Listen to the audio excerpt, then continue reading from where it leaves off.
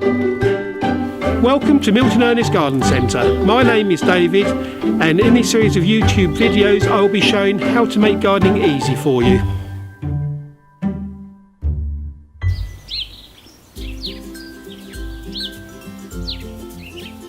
Right, we're now going to be planting our rose, but before I plant the rose I'd just like to show you the products that we can use.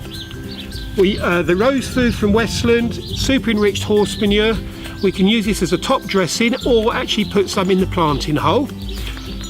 But even better is Westland's, it's called Planting Magic, which incorporates a 6-month slow release feed.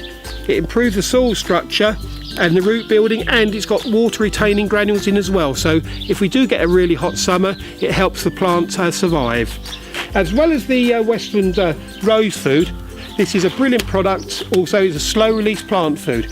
This actually releases its nutriments over 6 months, so you only really need to give it one little go in the spring. Approximately it's about a handful per rose. This you can use as a top dressing around the top of your roses. Just work it in with a little hoe just to get it into the top few inches, alongside some Westland soil conditioner which we'll be using to actually plant into the hole, plus we'll be using it as a top dressing. Like I said earlier, on the pruning, once you've done your pruning and you put some of the fertiliser around the top, mulch with soil conditioner approximately 2 inches thick. It'll smother the weeds and it'll give that extra bit of nutrition to your roses.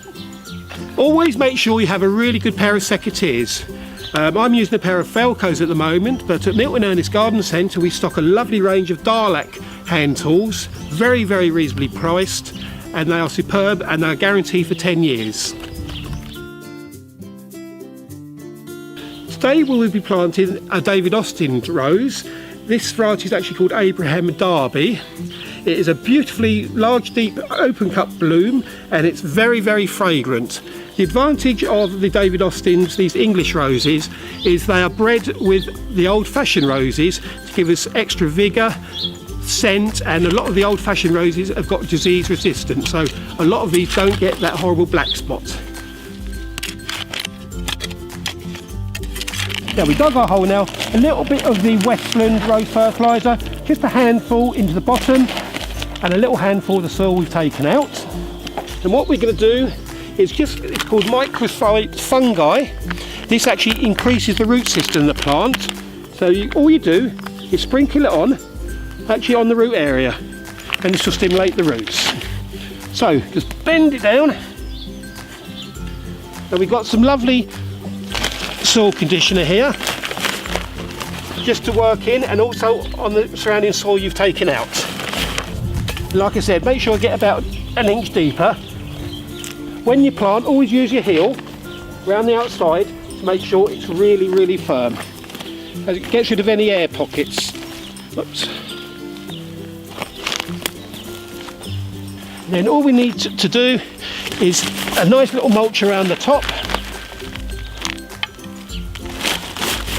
Don't want to bury it too much, but just stops the weeds.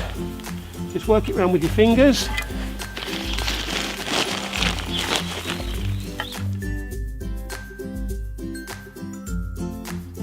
I'll be showing you how to prune your roses. This is very critical at this time of the year because you want to try and build a nice framework.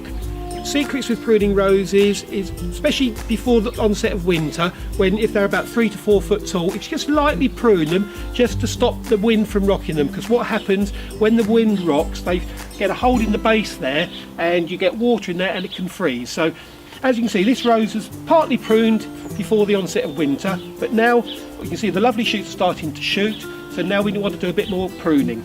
Right, the secret with pruning is always, first of all, have a really good pair of secateurs. So, most important thing first is to get a nice framework of your rose.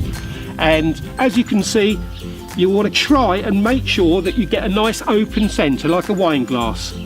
As you can see, this shoot here is actually crossing, so what we're going to do is cut that one completely out. And you should always prune to an outside facing bud. We don't want growth coming into the bush, you want it to go out. On this branch here, as you can see, there's a lovely shoot there, so a sloping cut, so any water runs off the stem. We do the big shoots first, so as you can see, outward facing bud is here, always cut on the angle. Another one there. So I should just go round, always making sure that we prune to an outward facing bud.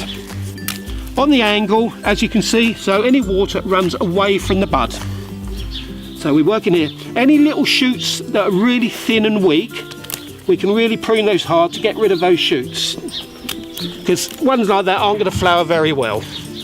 This is a bit crowded, so we're going to cut this one out. And as you can see now, we're getting a nice open centre.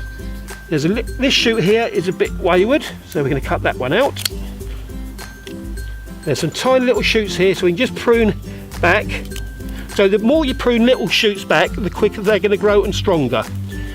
An example of dieback on a rose, if you look around here, you can see the brown stem. That's dieback. If you don't cut that out, it's going to go right back into the rose. So we chop that bit off.